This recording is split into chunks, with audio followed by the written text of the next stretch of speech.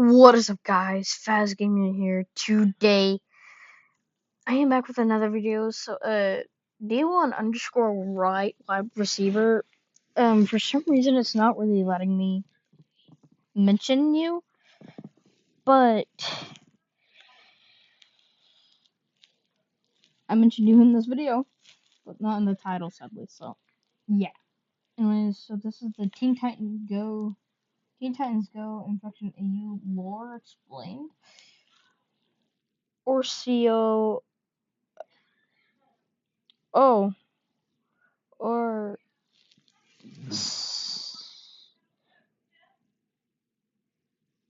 C, of course. Horsey, wait, Horsey, of course. Um, yeah. Let's see. A few of you have been telling me to cover the Teen Titans Go Okay. Infection AU created by Robbins on TikTok, and I'll be honest, I wasn't expecting to see Teen Titans Go as an actual Infection AU, but it's really good. And obviously, I could be biased because I am a Teen Titans and Teen Titans Go fan. Now, this one starts out with some type of infection getting a hold of Starfire, and while we don't know immediately what's going on with her, we know it's serious because Robin seems to be super worried about her. We then see him asking her why she hasn't come out of her room in so many days, and if you guys remember that first Sonic infection video I made, this reminds me a lot of when Ezio gets infected and he locked himself in his room until he fully turned. And we all know that that ended with Sonic having to take him out. And even though we see Starfire say that she's okay, judging by the look in her eyes and the fact that this green slime is leaking from her mouth, we know that she is definitely not doing well and is likely going to go the same way of Ezio, if you catch my drift. Now, Robin obviously picks up that she's not doing okay and he rushes over to try to figure out what's going on. But Starfire simply tells him to run away because she doesn't want him to get infected as well. And right after that, she pushes him away. And you can kind of see that this creature burst out of her body. And I don't know if you guys remember this episode, but in Teen Titans Go, there's an episode called Parasite. And this is where we see Starfire has this little creature like residing in her side. And while most of the Titans aren't really taking it serious, Robin does. And then it turns out that it's like a giant spider creature that they have to fight at the end. This reminds me a lot of that, but just like a much darker version. Now, after being thrown out of Starfire's room, we see Robin goes to find some of the other members of the team, only to see that the tower is completely empty. And when he goes outside, he sees that the streets are also empty. And this is interesting to me because this either means that none of the Titans were in the tower when this was going on, or maybe they all scattered to see what was going on outside, especially considering that there seems to be no citizens around right now. But either way, the fact that they're all divided at this point is probably going to be bad news. After that, we get to take a look at the stat sheets, and Robin's sheet actually gives us a ton of information.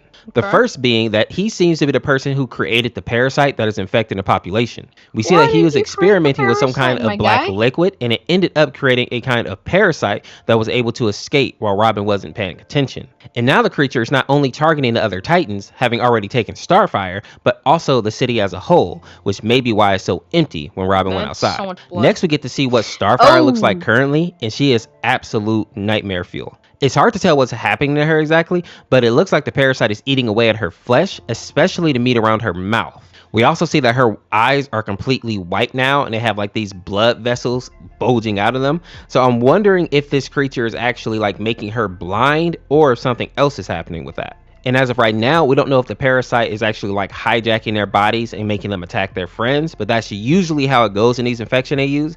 And while I wouldn't say that Starfire is the biggest threat in the Teen Titan verse, she is really powerful in her own right, and she would definitely be an issue to deal with. Next, we see that Cyborg is missing, and this is kind of bad for a couple of reasons. The first is that Cyborg will probably have a decent chance of being able to deal with the parasite, even if he is infected, because so much of his body is machinery. But one thing that I do want to point out here is that Cyborg is not like Mega Man. And what I mean by that is that Cyborg is actually still part human, whereas a character like Mega Man is all robot, but he just looks partly human. So I guess technically, considering where Cyborg is infected, he could actually fall victim to the parasite. But when you also consider that Cyborg is considered a genius in his universe, I think he would be a great asset to have on the uninfected side.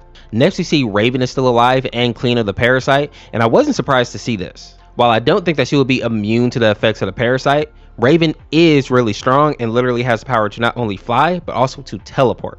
I would imagine it would be extremely difficult for her to be infected unless she is caught completely off guard or like while she was sleeping or something. We also see that Raven is able to find Beast Boy and heal him Oh up, which jeez, is good that really considering that looks he good. looks pretty beat up here. Apparently, he's been running from infected people and he ended up slipping and impaling his eye on some type of sharp object, which is why now he only has one eye.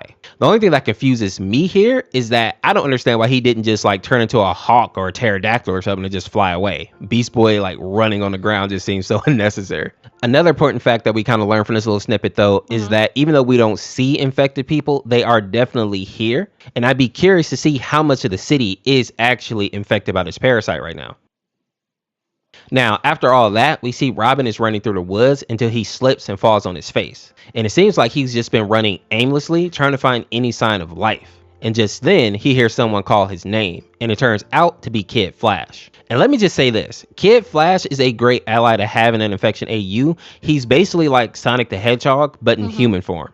And honestly, I think this character is so fast that even if he did manage to get infected, he could probably move at such a high speed that the parasite would like die in his body. This dude can move at the speed of light and phase through things. So I really don't see any way of him getting infected unless like the plot just demands it somehow. Next, we see the boys walk through the woods for a bit until they come across an abandoned house, and they decide to take a break there because while Kid Flash can run all day and night, Robin definitely needs to sleep. And I'll also mention that it seems like a lot of people thought that Robin and Kid Flash had a little thing for each other in this scene because of like the side eye hair and the little smiles. But the creator has confirmed that they do not like each other in that way. But I will say, I find it funny that the internet will find any reason to ship some characters. I'm sure y'all remember like Shrek and Shadow or Mordecai and Twilight.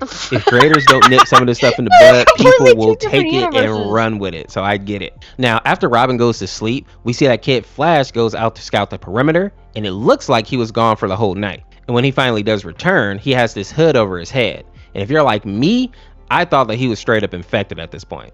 But it looks like he just found it while he was out looking around. But more importantly, the hood isn't the only thing that he found. When he takes Robin outside, he sees Cyborg standing in the clearing, and while he is a little beat up, he is clearly clean of the parasite and is in pretty good shape, all things considered.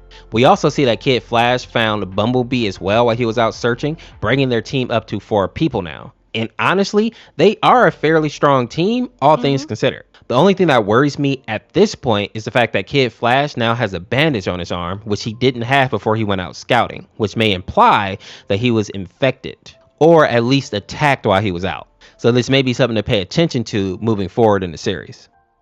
In the next chapter, we see that Kid Flash has taken charge of the team and has decided that the group should barricade this house and hold up here for a while. He decides to split the task that they have in two, with him and Bumblebee actually going out to gather food and supplies, while Robin and Cyborg are going to work on securing the house, basically boarding it up. But 2 things caught my attention while looking at this episode. One is that Kid Flash has started to look a little bit sick. He even has this purple hue around his nose and another bandage on his arm here. Another thing that stood out for me is that Cyborg has been way too quiet up to this point. He hasn't even given his iconic which Robin also notices and calls out as well. But Cyborg just says that he has a lot on his mind. Now, I'm thinking that Cyborg may actually be infected, but he's trying to hide it from the group, because I feel like in every infection AU or zombie story, there's somebody that gets infected and they try to hide it. As of right now, it's hard to say for sure, and this episode ends with him and Robin just going to go get the planks to secure the house. So we're left on a bit of a cliffhanger. Now, not to be morbid, but I think moving forward, what we're going to see is Cyborg and Kid Flash are both infected, and they will likely show signs of this once the house is barricaded, meaning that Bumblebee and Robin are going to be trapped in his house with 2 infected people. And while I think that Robin will escape because of plot armor, you know, he is the main character, so I think he will probably be in this AU until the end, I don't think that Bumblebee is going to be as lucky. After that, I think he's likely going to meet up with Raven and Beast Boy, and I'm hoping that they're going to be forced to like join forces with a villain. Somebody like Deathstroke would be cool. I also think at some point Robin is going to realize that he may be responsible for creating this parasite, go back to his lab and come up with a cure. And then the team will just have to figure out how they're going to get that spread out to the population. All in all, I thought this AU was pretty good, but I would like to see more of the infected people moving forward. And I know that the creator of this was feeling like a little self conscious because a lot of people were saying that it's a lot like the My Little Pony infection AU. I Mhm. would just say that most of the infection AUs take inspiration from that. So I'm hoping that that doesn't discourage him moving forward because I would like to see how this ends.